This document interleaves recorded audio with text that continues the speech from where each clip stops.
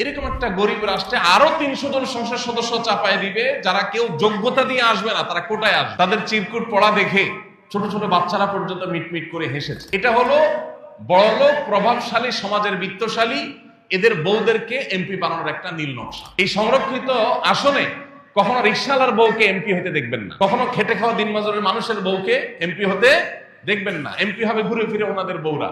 যাদের যোগ্যতা নাই ভোটে আসার, তাদের সংরক্ষিত আসন দিয়ে আনতে হবে, রাষ্ট্রের টাকা অপচয় করতে হবে, কোটা প্রথাকে 100% বাস্তবায়ন করতে হবে। এটা হলো নারী বিষয়ক কমিশনের অন্যতম একটা বড় প্রস্তাবনার মধ্যে একটা প্রস্তাবনা হলো জাতীয় সংসদে ৩০০ আসনের পাশাপাশি যেগুলোতে লড়াই করে নির্বাচিত হয়ে ভোটের মাধ্যমে জিতে আসতে হবে, আলাদা ৩০০ আসন সংরক্ষিত নারীদের জন্য রাখতে হবে। এইটার সমালোচনা করলে বলা হবে যে এই মৌলভী সাহেবরা নারী বিরোধী। মৌলভী সাহেবরা সবাই তা কোনো না কোনো মায়ের সন্তান, কোনো না কোনো নারীর স্বামী, কোনো না কোনো মেয়েদের বাবা, কোনো না কোনো বোনদের ভাই। অতএব পুরুষকে নারীর মুখোমুখি দাঁড় করানো, এটাই হলো সবচেয়ে বড় শয়তানি।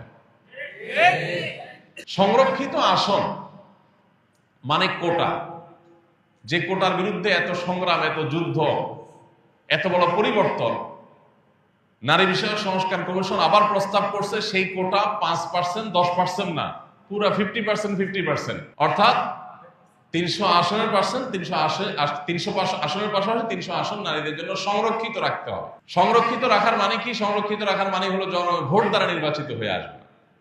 অবাক করা বিষয় হলো এরাই কিন্তু পুরা প্রস্তাবনার আগাগোড়া একটা কথাকে বেশি স্টাবলিশ করার চেষ্টা করেছে, যে নারী এবং পুরুষের সমান সমান অধিকার থাকতে হবে।